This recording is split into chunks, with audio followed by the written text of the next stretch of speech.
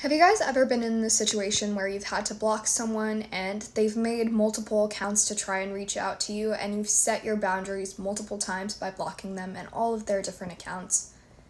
And they've sent messages like F off permanently, die, was that you in the white Jeep, and other instances of them seeing you.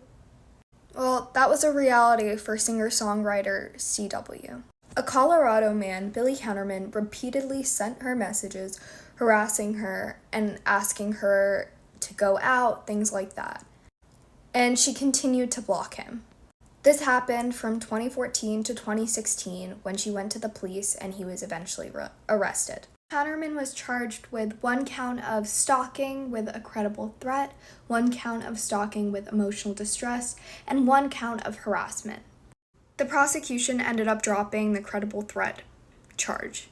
Counterman claimed that his charges were a violation of his First Amendment rights. And the Supreme Court, in a 7-2 decision with the majority opinion authored by Justice Elena Kagan, agreed. The Supreme Court has set a new standard, the recklessness standard, for defining a true threat.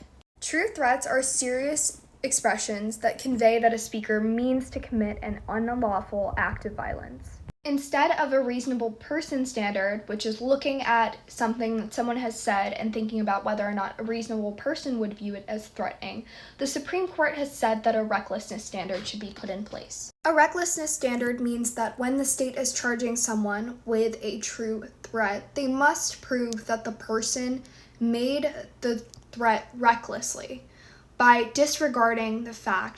knowingly disregarding the fact that their threat could be viewed as threatening. Their words could be viewed as threatening. And for some additional context, it is said that Counterman did have some mental illness, so because he did not perceive his messages as threatening, he believed it was a violation of his First Amendment rights.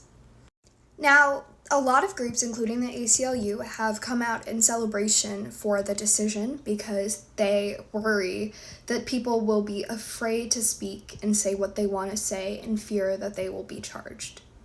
Although this is very, very valid, and that's why the Supreme Court decided in the way that they did, there also is the other side of the situation, which is the victims of harassment and stalking. If you want to hear more about the case, tune into the Tears of Scrutiny episode on August 21st to hear a recap of our thoughts and what happened. Let us know if you have any questions in the comments.